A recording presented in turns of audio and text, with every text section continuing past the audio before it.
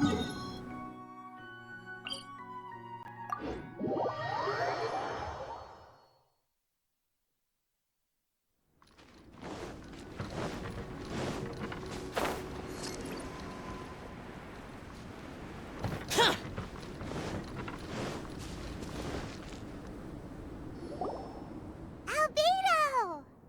Traveler, Paimon.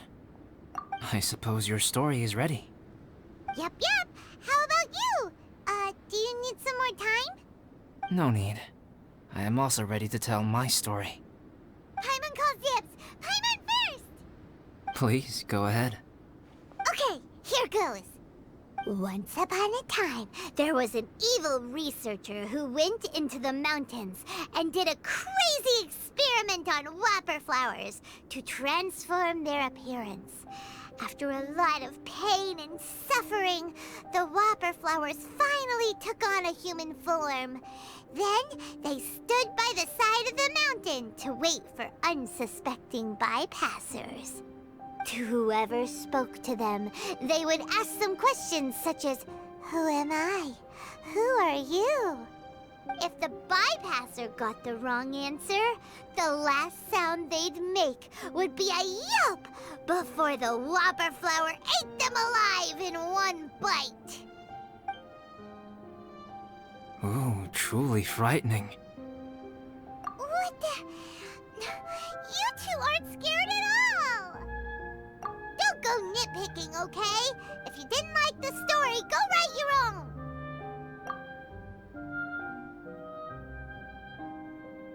In other words, the whopper flowers would ambush and then completely replace their victims.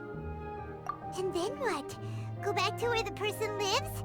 Enter their home? Eat their whole family? Paimon made up this story, but now Paimon's the one who's scared by it. It's a good story. Oh, may I write it down? I may bring it up in future conversations. What for? Just to scare people with? Yes. You've got a real mean streak, Albedo. Mine is a little longer than yours. It starts with an alchemist. A great alchemist once created Subject 1. Subject 1 was her proudest achievement, and successfully blended into human society. No one ever would have thought that this friend of theirs was in fact a synthetic human. However, unbeknownst to Subject 1, the alchemist had tried the same experiment many times before he had come into being. Some of the rejects from failed experiments had been discarded, but had not died. Subject 2 was one such failed experiment. He was swallowed by a great dragon that came to rest upon a snow-swept mountain. Many years later, he was resurrected by the dragon's mysterious power. He saw all kinds of people on the mountain, including Subject 1, who had somehow miraculously blended in among them. Never in Subject 2's wildest imagination had he thought it possible for experimental life forms such as they to deceive everyone so successfully. He saw the way humans accepted Subject 1 as a friend, witnessed their affection as they addressed him by name. This was what Subject 2 wanted. Now, all that Subject 2 desired was to replace Subject 1 and take the joy of his existence for himself. This is giving Paimon the chills. So scary. Subject 2 began to unfold his plan. He stole Subject 1's books and notes, and studied all that Subject 1 had learned from the alchemist. Subject 2 was highly intelligent, and he learned quickly. He changed his face into an exact replica of Subject 1's face. Then, he found a plant with mimicry capabilities, and transformed it using dragon blood and alchemy. And so, not only did Subject 2 transform his own appearance to perfectly match that of Subject 1, he also created a third entity, Subject 3. What? There's 3 of them now? But Subject 2 wanted to become a perfected human. So, he erased a mark on both his and Subject 3's necks. for these marks were symbols of imperfection. In my view, it was probably a subconscious act, an instinct. He so desperately craved to become a perfect human being that he forgot something. Human beings are defined by their flaws. Subject 2's plan was meticulously crafted. Subject 3 would draw Subject 1's attention. After Subject 1 disposed of Subject 3, he would assume the threat had now disappeared and would let his guard down. The next moment that Subject 1 was alone, Subject 2 would make his move. He would eliminate Subject 1 and become the only one remaining. He would secretly replace the Subject 1 of everyone's memories and inherit his identity, residence, clothing, sword, name, and friends. People would have no idea that the individual they knew had become somebody else from one day to the next. This is way too scary. Paimon's never gonna be able to trust anyone again. But just before Subject 2 could carry out his plan, a unique stranger entered the mix. Subject 2 tried to make contact with this person, but found that they could somehow sense he was different from Subject 1. What's wrong? Are you scared? What happened then? What happened to the stranger? He became a new stage in Subject 2's plan. One more person that Subject 2 had to dispose of. It's as if there were 3 identical roses in a garden. Only one of the 3 was a fine specimen, while the other 2 were defective specimens that bore poisonous thorns. In all the world, only the gardener who tended to them could tell which was the good specimen. People do not like poisonous plants. Only a perfect rose can fetch a high price. If the inferior specimens wanted to conceal the fact of their worthlessness, they would have to take the gardener out of the picture, using their poisonous thorns. This is exactly what Subject 2 was thinking. So, he hid in the shadows and waited patiently. Maybe soon, he would get his chance to become truly human.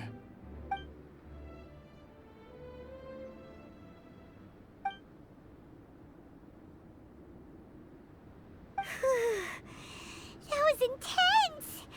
So what happened after that? Did Subject 2's plan succeed? Paimon can't bear thinking about it! Fortunately, it is just a story. And even in this story, Subject 2 did not succeed. But you can never let your guard down on Dragonspine. Monsters mutated with Durin's power and blood are also creatures of Rhindaughter, just like me. You must beware of all such creatures. I'm glad to hear that. It's okay. I know what I am. You and I are both different, so there is no need for me to hide the truth from you. The only thing is that sometimes, when I think about how mighty the power of alchemy is, I feel so small. As beings who set foot in this world, how arrogant are we in desiring to control our destiny, and in desiring to create? Is creation an arrogant act, Traveler? If not, why do we call the ones that created us and control us gods? If it is, then what qualifies us to call ourselves creators? How far must we take our reverence and respect, and what purpose does it serve? Nothing special, but whenever I think about it, I feel a twinge of grief. Poor Albedo. Hello? Traveler, are you here? Hey, is that Amber? Thought we might find you here. We're here to deliver a message from Cyrus. There's gonna be a big event down at the base camp, and they want you there too, Traveler. Winter camp is nearing its end. Apparently, even provisional instructors are required to attend. Looks like we need to go, Albedo. Bye for now. Then I won't keep you. I have some things to attend to here, so forgive me for not seeing you down. Don't worry worry about it. There have been no issues getting up and down the mountain recently. Is everyone ready? Let's not keep them waiting.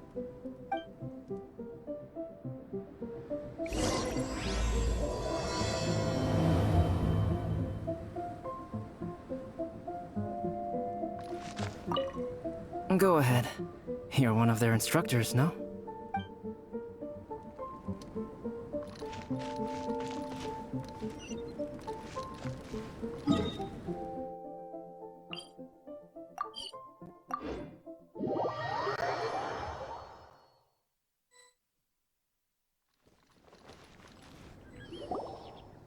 Huh?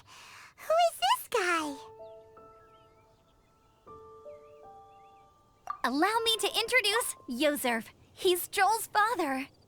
Dad, this is that traveler I was telling you about. The traveler's helped me out loads in the past, and this time we even built a snowman together. Joel has told me everything about you. I can't thank you enough. Wow, this is amazing! Wait a second. Why is Cyrus discreetly wiping tears away? And what is Pallid doing here? Pallid is the hero of the hour this time. Go on, Pallid. Tell us what happened in your own words. Okay. The weather was fine on that fateful day, and I had a feeling that Lady Luck was smiling down on me. So I trusted my gut and set off to explore somewhere new, somewhere dangerous. Because where there is great danger, there is also great treasure. Why does this sound so hard to believe?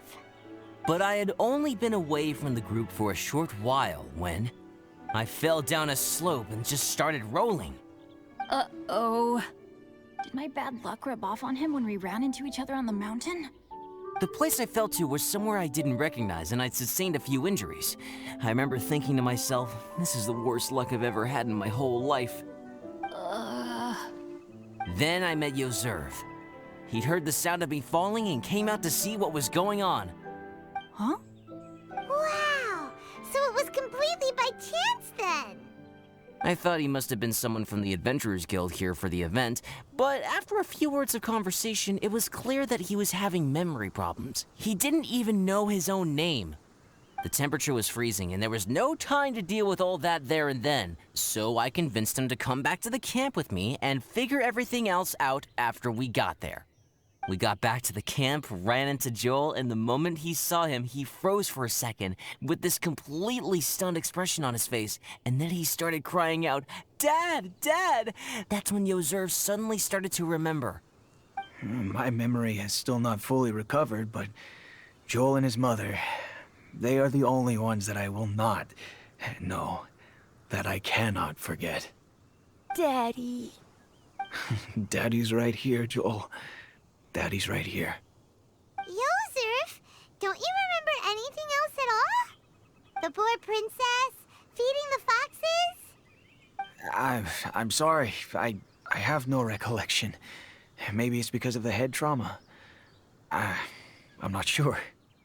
I woke up and found myself covered in blood. My things were gone, and there was nothing to indicate who I was or how I got there. I crawled into a cave and settled in for a slow recovery. After my legs and feet were a little better, my hunting skills were what kept me alive. Dad, I was so worried about you. I'm all right now, Joel. Oh, don't cry. Daddy's not going anywhere. I'm here to stay. Oh, this is good. This is good. You know what, though? I definitely think my luck got worse after running into Benin on that mountain. I knew it.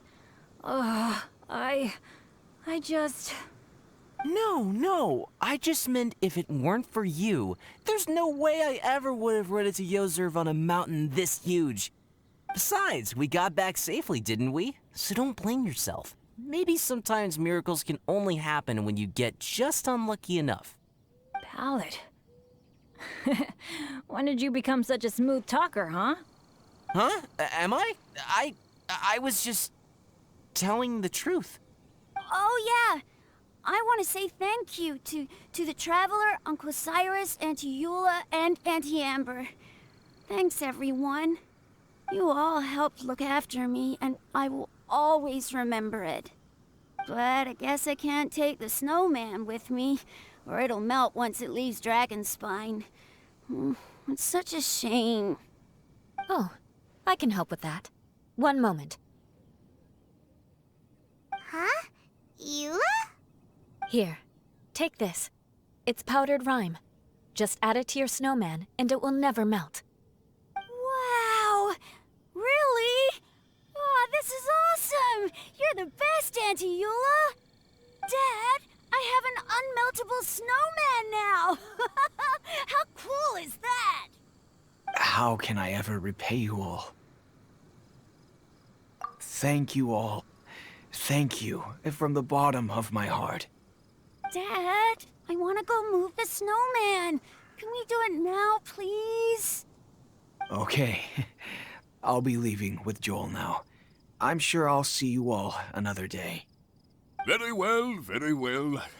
It's time for Pallet and I to have another discussion concerning his breaches of adventurer discipline. Huh? But Cyrus, I think I kind of made up for my mistakes this time, you know? See you guys! Oh, I made this for you and Amber. Think of it as a winter souvenir. Aw, are you sure? This must be really important to you. Come on now, just take it. No need to make such a fuss. Wow! Now our snowman won't melt either! Great! You're welcome. Just keep it, that's all I ask. Amber and I have some business to attend to now. See you later. See you! Everyone's gone. Seems like they've all got their own stuff to do now. Oh! You know what? We've been on Dragonspine all this time, and somehow Paimon still forgot to ask Albedo about how to make a fruit juicifier machine that can keep the juice fresh.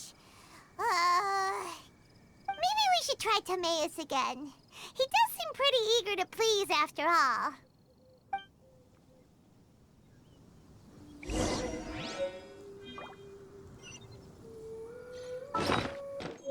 The damned will sooner die again than lay a hand.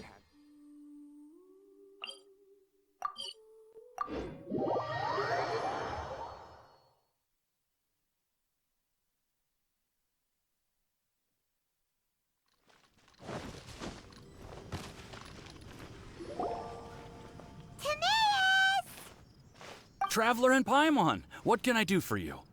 Wait a minute. You've got that mischievous look on your face. Oh, you're not still thinking about that ridiculous juicer thing, are you? Timaeus, will you help us? Well, if the Traveler isn't really interested, then, yeah, maybe I'll give this one a pass. It's just the weirdest request ever. No, but Paimon's Sunsettias are gonna go to waste without it. And the time it would take me to research something like that, I could probably pick those Sunsettias again 10 times over. New research project, Timaeus? We meet again. Oh, Albedo, thank goodness. So the situation is, Paimon wants a machine that can turn fruit into juice and keep the juice fresh. I mean, surely it's... Majorly important, that's what it is. If you can manage to invent this, we'll never have to worry about fruit going bad ever again. That's impossible.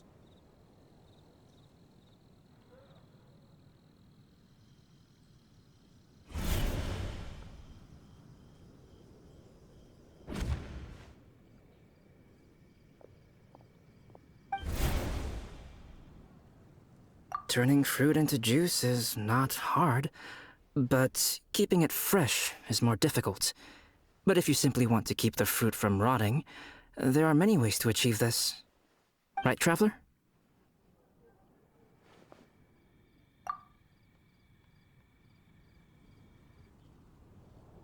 What about his neck? What's wrong? Is there something on my neck? From the look on your face, it's as if you thought I just played a practical joke on you that was in exceedingly poor taste.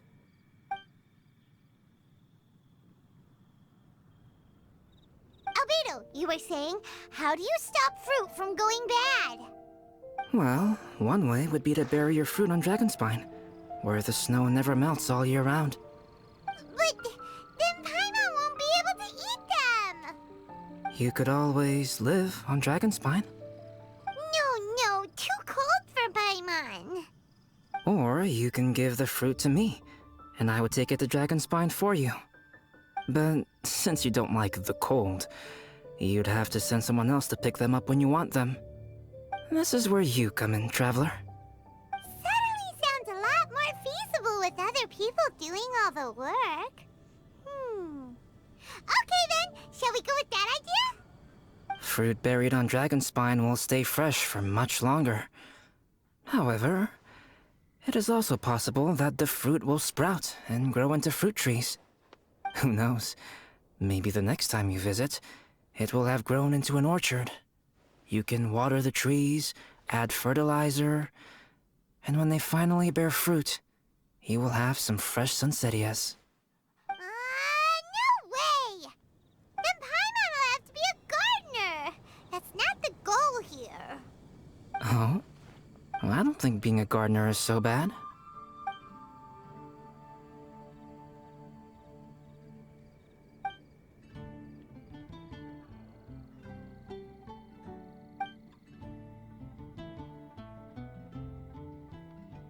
Albedo! Stop trying to get your hands on Paimon's super sweet Cinzittias! It bothers you, does it? Of course it bothers Paimon! They are the rarest, super-duper sweetest Cinzittias ever! And they're not for you! Okay, but they're just Cinzittias. I think you're only so attached to them because you don't have much fruit of this quality in your possession. When someone's pockets are full and their spirit is fulfilled, they don't easily fall prey to this kind of yearning. Really?